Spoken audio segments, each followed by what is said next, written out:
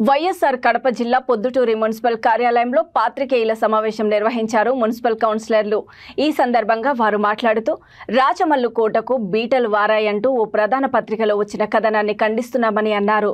తామందరము మర్యాదపూర్వకంగా స్నేహపూర్వకంగా ఒకరికొకరు గౌరవించుకుంటూ విందు ఏర్పాటు చేసుకున్నామని అన్నారు. ఎమ్మెల్యే రాచమల్లు అలాగే ఆయన బావమర్ది మున్సిపల్ వైస్ చైర్మన్ పాతకోట బంగారు మునిరెడ్డిపై కానీ అసంతృప్తి అలకలు లేవని, రానున్న ఎన్నికలలో గతంలో కన్నా ఎక్కువ మెజారిటీతో ఎమ్మెల్యే రాచమల్లును గెలిపిస్తామని వారు తెలియజేశారు.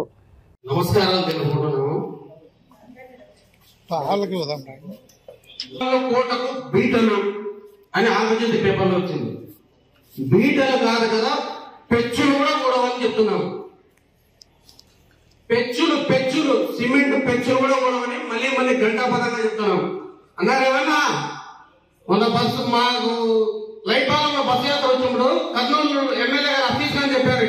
ఇట్లా చూసి ఆంధ్రప్రదేశ్ అన్నా ఏడన్నా ఉన్నా అని స్టిల్ నౌ మేమైతే తప్పు చేయలేదు. సో అందరం వచ్చి ఉన్నాం. ఈనాడు విలేకరు కానీ జ్యోతి విలేకరు కానీ వచ్చారా? అసలు మీద మేము డిస్కస్ చేసినామా?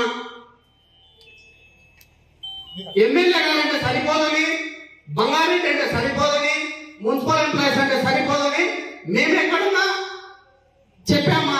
లేదా మీరేమన్నా కలగన్నారా? దేనికైనా అండి ఎథిక్స్ విలువలు ముఖ్యం.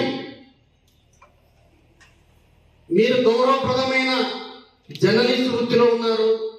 మీ ద్వారా సమాజానికి మేలే జరగాలి కానీ కీడు జరగకూడదు.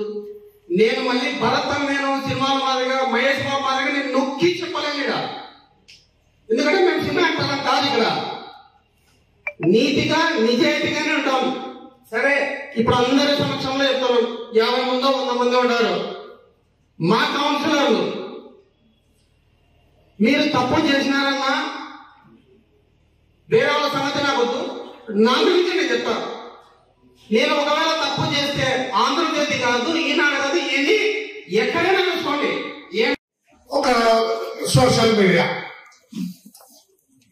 వాళ్ళ ఆనందానికి ఎందుకు ఇది రాసుకుంటారో తెలియదు.